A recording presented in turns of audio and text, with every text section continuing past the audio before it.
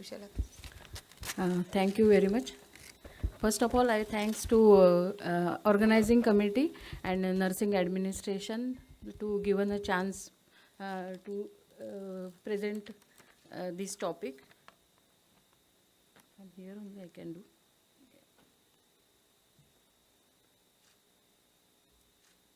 So today my topic is management of acute emergencies in lung cancer. The disease course in lung cancer is generally characterized by high morbidity and complications. For many patients, lung cancer is diagnosed at an advanced stage, and for the managing treatment is to manage symptoms and keep them under control as long as possible. So required rapid intervention to avoid death or severe morbidity. Emergencies can occur at any time during the course of malignancy. The lung cancer emergencies are common in emergency medicine. One second.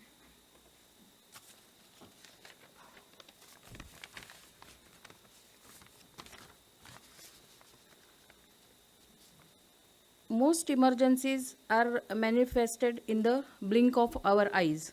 Emergencies are sudden crises that require swift and immediate action.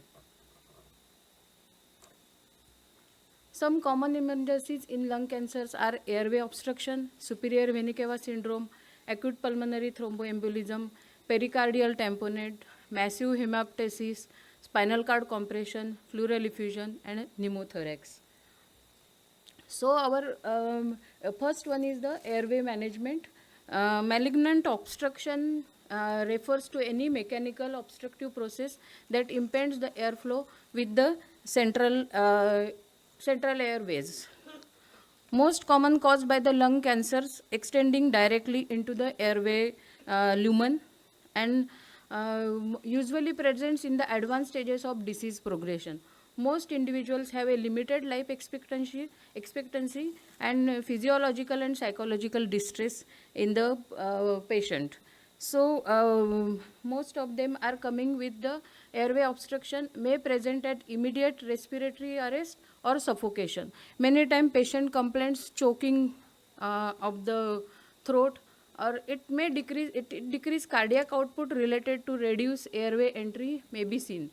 Patient will report gradual slowing down of activities of daily living, easy fatigue and lethargy, shortness of breath, dyspnea or exhalation at the rest. You can see the airway obstruction. This is the universal sign of choking. Always patient complain that something is choking to the throat. So management is traditional treatment modalities such as chemotherapy or external beam radiation do not provide immediate relief. So restoring oxygenation and ventilation is essential, and debulking of the growth surgically or with laser therapy. Progression of disease, life expectancy and patient's general condition are the key point in decision making. So when a patient comes to the respiratory distress, patient may have stridor, then with breathlessness and hemoptysis, cough, fever due to post-operative obstructive pneumonitis. So these symptoms you can see. So quick management is to clear the airway promptly, then oxygenation, IV fluids, antibiotics, endotracheal tube intubation. In severe airway obstruction, urgent therapeutic bronchoscopy also can be done, and placement with that placement of airway stents can be done. Then restoring oxygenation and ventilation is very essential in this case. Second common symptom is superior vena cava syndrome. Superior vena cava syndrome is the obstruction to the blood flow through the superior vena cava. It consists of various symptoms arising from the dysfunction of the superior vena cava. It develops quickly and gradually. These causes can be a pathological such as compression or invasion by the tumor or the thrombosis. lung cancer or lung metastasis is the very most common symptoms. This can be mainly symptoms are dyspnea, facial swelling, heaviness in the head, cough, arm swelling, chest pain, dysphagia, hoarseness of voice. Or very clearly we can see in the clinical signs, like patients is having severe swelling upper arms and the torso, appearance of collar size veins, chest wall veins, then cyanotic appearance of the skin is there, adenomatous head, neck and nasopharyngeal edema is there. So these are the prompt symptoms to see. So to manage, so when it's required investigation, we need a chest X-ray, CT scan, MRI or contrast venogram is required. So our management is depend on the multidisciplinary team should be assist for the management. So patients, our goal is to relieve symptoms and attempt to eliminate the causative factor of compression. Chemotherapy, radiotherapy, thrombolytic therapy, anticoagulants are required, and mainly when we are giving the anticoagulants therapy, that is heparin may be advised, or oral anticoagulants are advised, that is streptokinase, urokinase can be given, or warfarin is there. So these all things can be given. That is of course with the team approach. Symptomatically, as a nurse, what we have to do is we should be place the patient in propped up position, loose clothing should be there, then if required, whenever is required, bed rest, patient is advised to give the bed rest, oxygen therapy is there, then steroids are included in supportive management. So elevation of severe compression by SVC stents can be given, then corticosteroids are used to reduce the swelling, or diuretics also may be advised, or if tumor does not respond to the radiotherapy also can be given in this situation. Another most common symptom is the cardiac tamponade. It is the cardiac tamponade is the life-threatening complication characterized by excessive accumulation of fluid in the pericardium, resulting in compression of all cardiac chambers, leading to decreased cardiac output, decreased stroke volume, compressed coronary artery fillings, and myocardial infarction. Compression of the heart caused by the fluid collecting in the sac surrounding the heart. So this fluid may be blood, pus or air. Accumulation takes place fast and causes compression of cardiac chambers. So mostly it has been seen in the end stage of lung cancer patients, as it is seen by the fourth stage of cancer patients can be seen. The most common, in cardiac tamponade, fluid within the pericardium puts pressure on the heart, and the pressure prevents the heart from expanding completely and filling to capacity the blood. Less blood levels to the heart, so can goes to little oxygen reaches to the tissue, then followed by the faster heartbeats, pulse, rapid fall in blood pressure, faster breathing, failing of panic, then swollen neck veins are there. Due to this, loss of consciousness and sudden death can occur. So main sign and symptoms in cardiac tamponade is the Beck stride, that is distended heart sound, distended jugular vein, and decreased arterial pressure. Many times when patients come to us, first upon we have to check the vitals of the patients. So, and nurses should provide rapidly lead to the this can rapidly lead to the hypotension and shock also. So prompt action is required, all those things. So many patients are coming with the dyspnea, then central cyanosis. So oxygenation is very important in that case. So management is, our goal is to save life and improve the cardiac functions and relieve the symptoms. Pericardiocentesis, invasive removal of excessive fluid from the pericardium, and removal of 5 to 10 ml fluid improves the cardiac function drastically. IV fluids to improve the cardiac output, and supplemental oxygenation. Antibiotics for the infection. Many times when patients come with the cardiac tamponade, we soon give the first aid and soon shift to the intensive care unit. So our role is to make everything fast and shift the patient immediately. Complication of untreated, if it is untreated cardiac tamponade, then cardiac arrest can occur, myocardial infarction, abnormal heart sounds, injury to the cardiac muscle, puncture or rupture coronary arteries during the pericardiocentesis, or pneumothorax also can occur.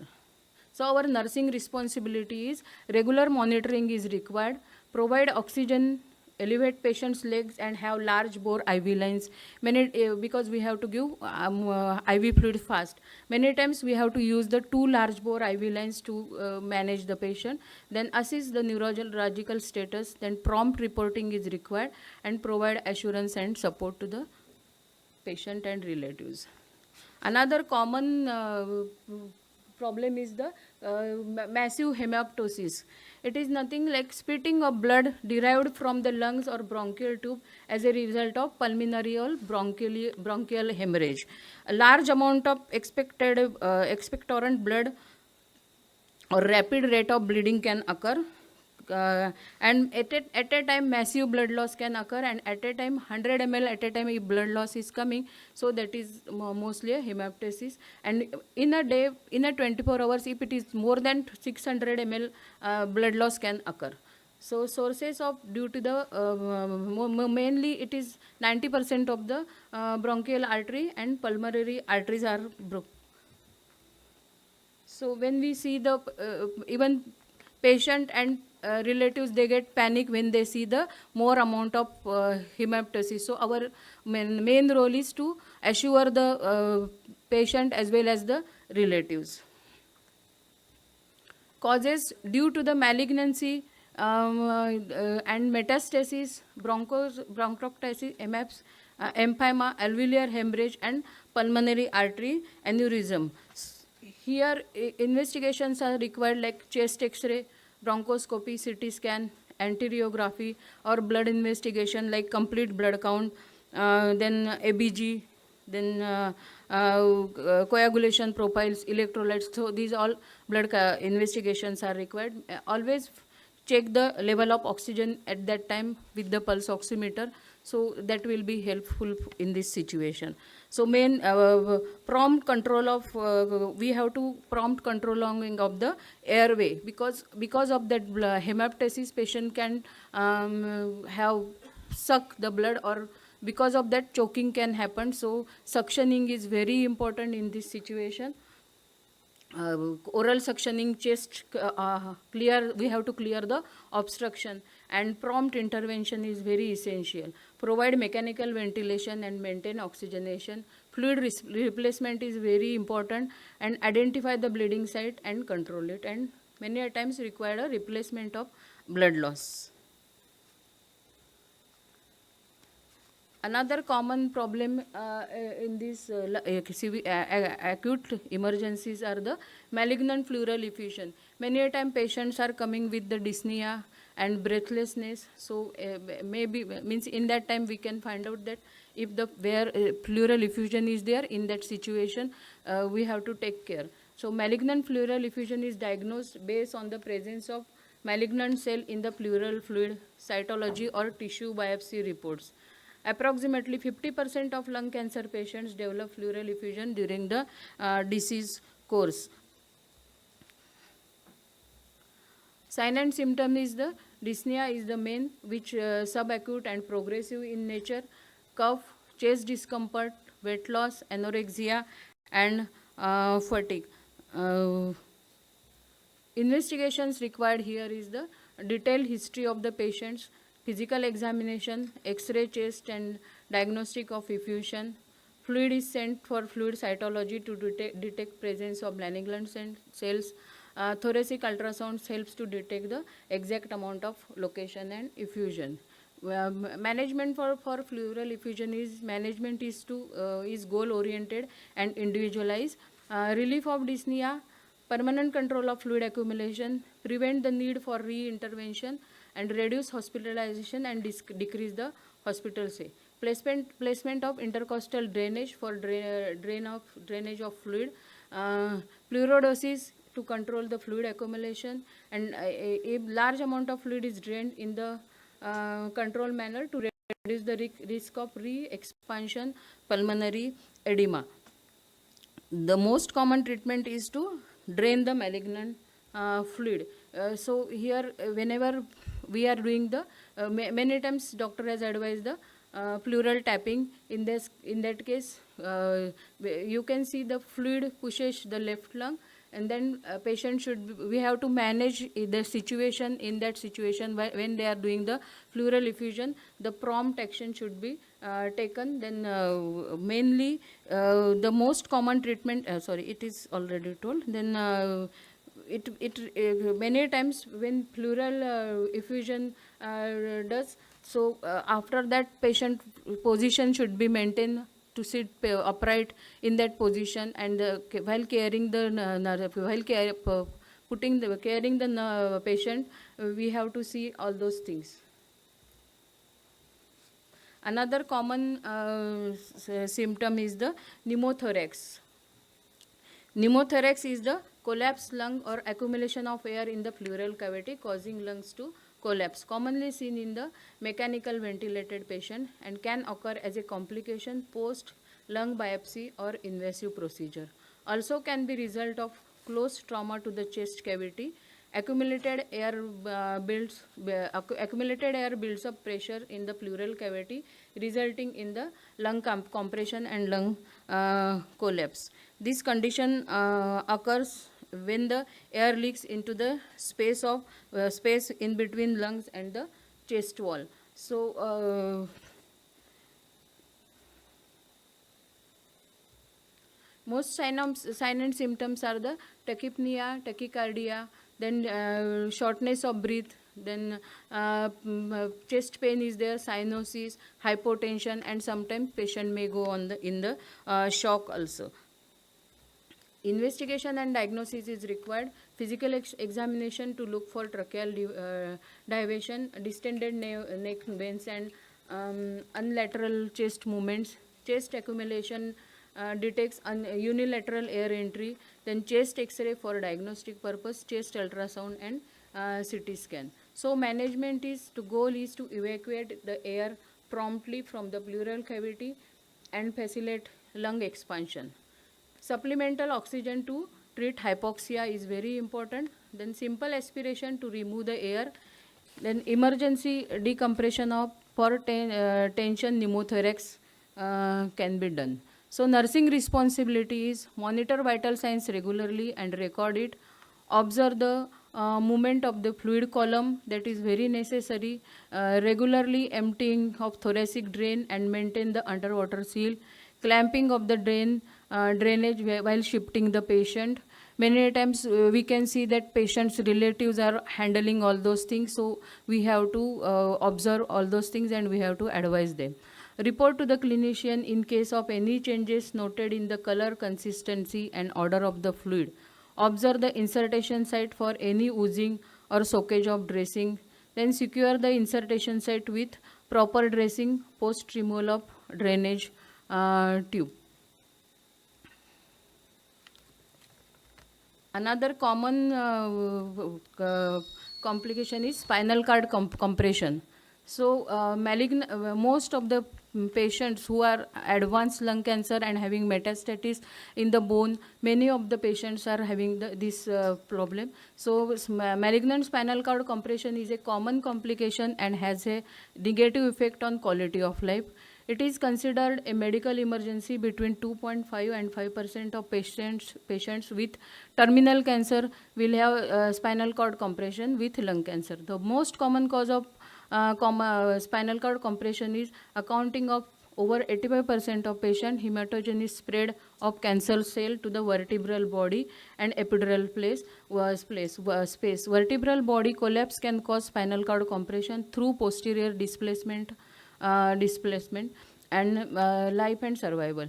Level of compression is cervical 10%, thoracic 70%, and lumbar is 20%. The tumor can be, we can see the tumor which is compressing the nerves in the spinal cord. So symptoms are patients clinically present with back pain, having motor weakness, usually affecting the lower limbs, autonomic dysfunction and sensory loss, pain, weakness, sensory level, sphincter dysfunction, and diagnosis, history and clinical findings, plain X-ray, bone scan. If require, MRI and CT scan can be done. So management is rapid onset, complete paraplegia over 24 to 36 hours. So whatever actions are there, you have to take it quickly and fast. Should be made our main aim is we have to made aware the patient and relatives about the early signs of paraplegia. Then treatment options are corticosteroids, mainly dextromethasone, high doses has been given. Then surgery and radiotherapy in combination if required. And whenever patient is having spinal cord compression, skin care is very important, bladder and bowel care is very important, because spinal cord compression patients cannot move from one place to another place. So skin care to prevent the bed sores, that is very important. So due to often late stage diagnosis and widespread metastatic disease and aggressive nature, emergencies are relatively frequent in the lung cancer patients. There are many paraneoplastic syndromes associated with lung cancer, and they can be extremely challenging to diagnose and to manage. The role of oncology nurse is crucial in managing the continuing care by teaching patients and caregivers preventive strategies, identifying early signs and symptoms, administrating therapies, and assessing their efficacy and side effects, managing symptoms and providing education to the patient's understanding, and it may be possible for patients to recover from these complications and maintain a reasonable quality of life. Thank you. Thank you, Sister Shalaka. Any doubts?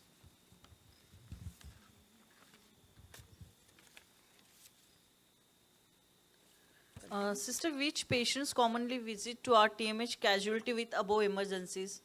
Mainly airway obstructions are very common, and for pleural effusion, most of the patients are visiting to the emergency department. And another is the hemoptysis also, that is also very common. Spinal means it is not one is lesser. Spinal cord compression patients also are there.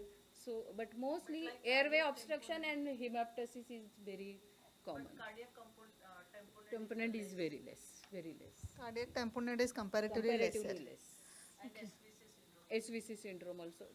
Means the SVC syndrome most of the palliative advanced stage patients are having. So most of the palliative settings we are managing the SVC syndromes. Any other doubts? Sister has dealt it very well when it comes to management of pleural effusion and all. When it comes to ICD and pleural pigtail in management of pleural effusion, our nurses in the ward, the leave vacancy nurses who are there with us all the while, they need to identify that pleural pigtail is as good as an ICD. Many nurses feel that pleural pigtail will not need an underwater seal drainage. So pleural pigtail also should have a ICD bag attached to it and should have 100 ml of normal saline added to the bag. So there are girls who may consider that it is not required with this thing, so it has to be changed. Anything else that anyone wants to add on? Shalaka sister will continue with long-term management of long-term side effects of treatment. So today another one topic which I have got is the managing long-term treatment related side effects. As previous lecturers, everybody has explained, so I am not going to in detail definition. It is many lung cancer is diagnosed in an advanced stage, and management and treatment is to manage the symptoms and keep them under control as long as possible. Types also even already discussed, so I am not going to in detail. So stages of lung cancers are why staging is important. That is, staging allows the physician to fully understand the extent of the patient's cancer to determine the treatment. Mainly, 3 stages are there. Localized, the cancer is confined to the lungs. Regional, the cancer has spread to lymph nodes or glands with the chest. Or distance, the lung cancer has spread, that is metastasized to the other parts of the body. So our medical management goes into the 3 treatments, that is cancer. Three treatments are surgery, that everybody knows, radiation therapy and chemotherapy. Now other types of treatment that are used to treat certain cancer are hormonal, biological therapy or stem cell transplant, and now newer we have seen the targeted therapy. So localized sign and symptoms are the cough and fatigue, breathing problems, that is sometimes it comes with the stridor, blood in sputum, lung infection, hemoptysis, hoarseness of voice, hiccups, weight loss, chest pain, and tightness and pleural effusion. So after getting the treatment, there are list of side effects of the treatment. So, but in when patients are coming in the advanced stage, palliative procedure for lung cancers are very important. Palliative or supportive care is aimed to relieve the symptoms and improving a person's quality of life. Issues are addressed in the palliative care are physical, emotional, and spiritual. So it is not only we are not caring only, it is a total care. When we are saying the palliative care, means it is a total care, we are addressing all the issues. So when lung cancer becomes advanced, mainly most of the patients in advanced stage are coming with the breathlessness, that is the difficulty in breathing and shortness of breath. Cancer itself and a reduction of lung function is decrease in fitness level due to reduced physical activity or due to the pleural effusion.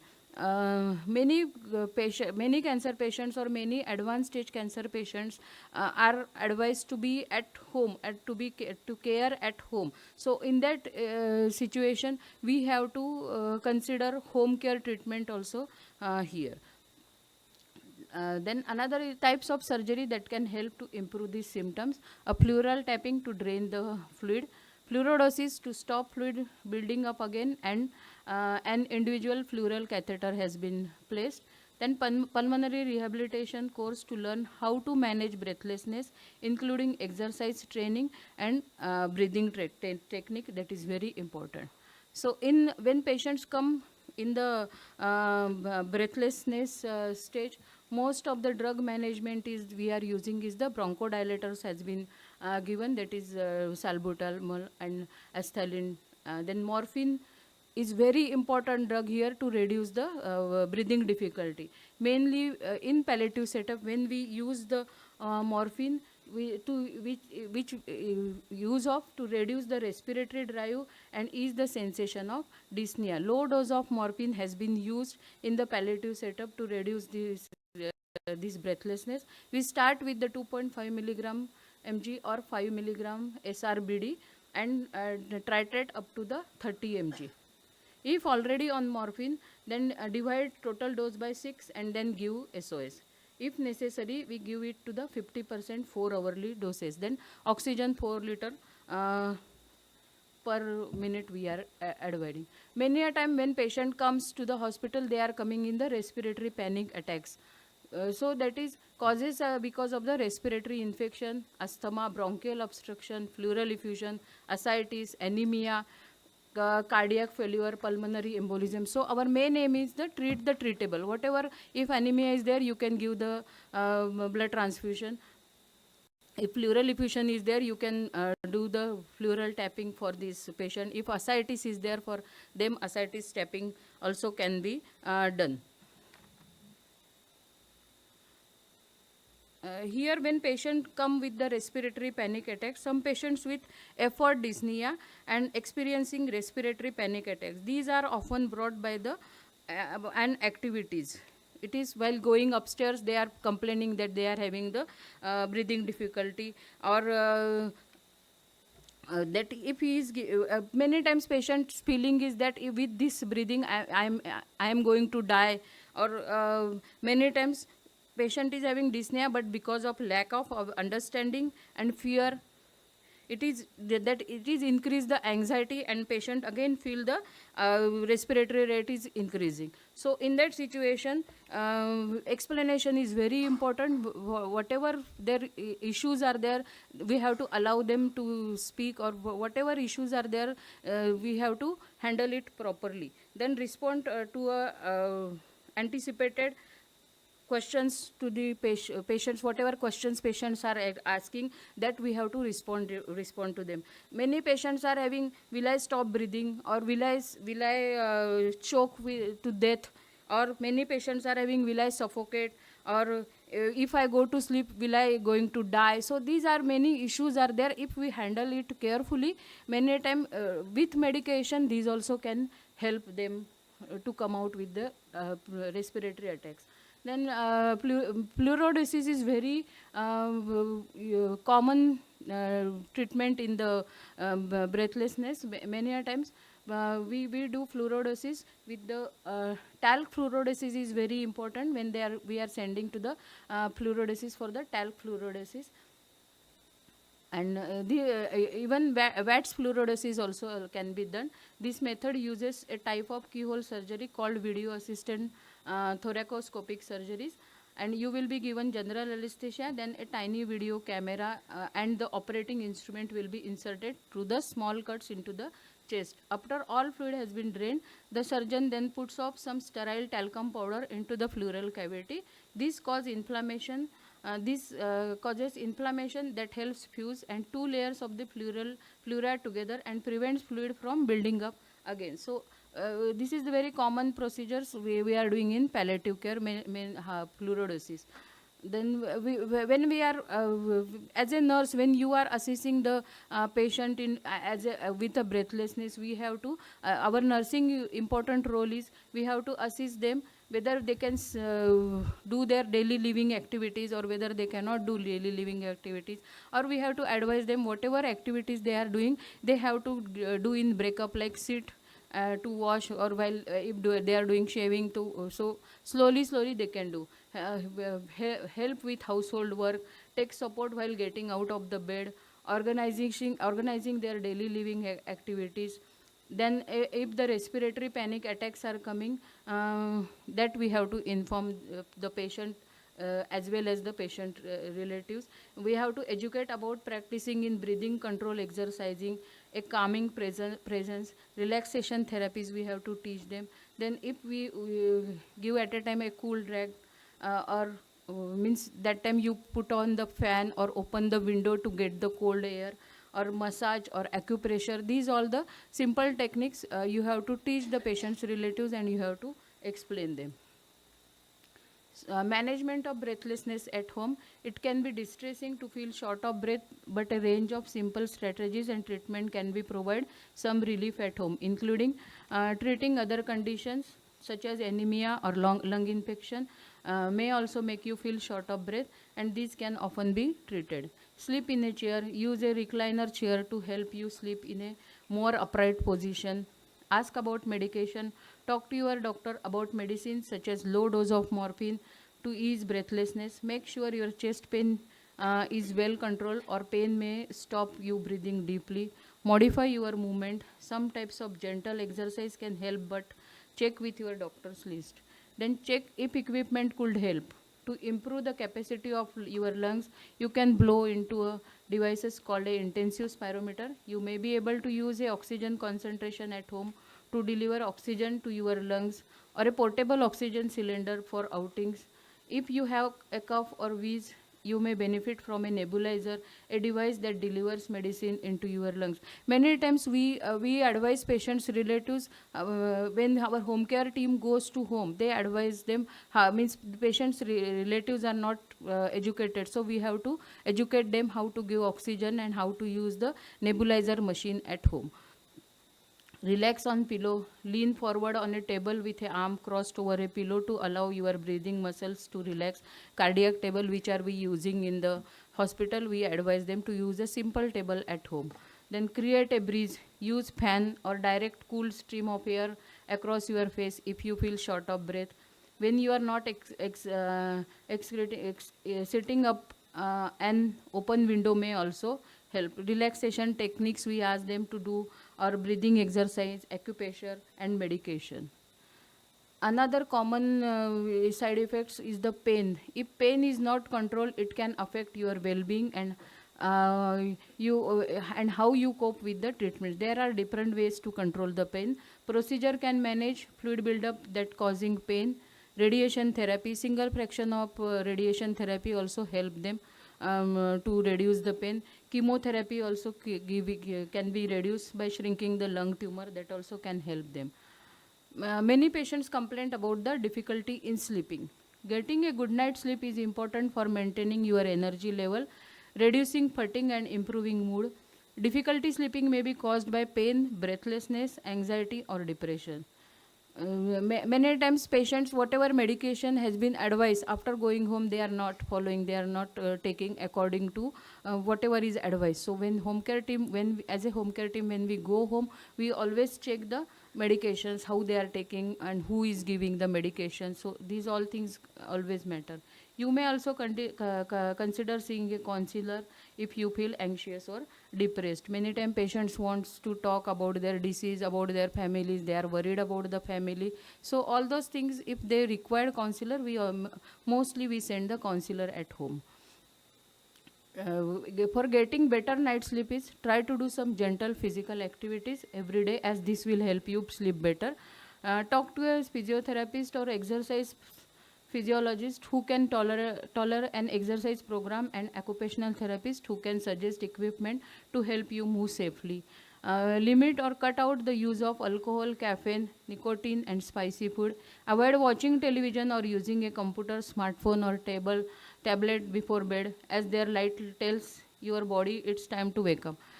Follow up a regular routine before bed and set up a calm sleeping environment. Ensure the room is dark, quiet and comfortable temperature. Practice mindfulness and listen to a meditation recordings or getting relaxation music. Another common problem is the poor appetite and weight loss. This is for patient it is common problem, but for relative also it is very important problem that patient is not eating anything. They always complain that whatever we are giving, patient is not eating. So when we educate or when we do our nursing intervention, mostly we ask relatives also to sit with us. These symptoms may be caused by the disease itself or by nausea, difficulty swallowing, breathlessness or feeling down. Eating well will help you cope better with day-to-day living treatment and side effects and improve your quality of life. After me, the Rekha Kuchikar, next speaker, she will be enlightening about the poor appetite and weight loss and what diet to be taken in this time. Fatigue is also very common, to feel very tired during or after treatment, and you may lack the energy to carry out day-to-day activities.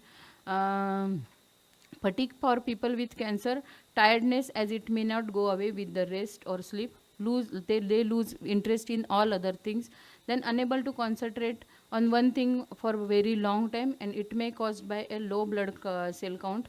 Side effects of drugs or a sign of depression, and it can be treated.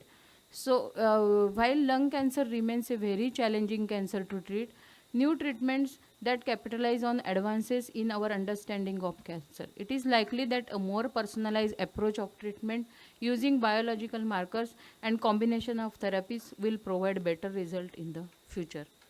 Thank you very much. Thank you for sister. patient listening.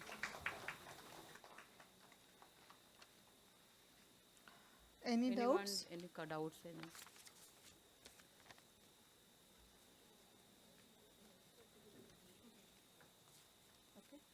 Thank you, sister.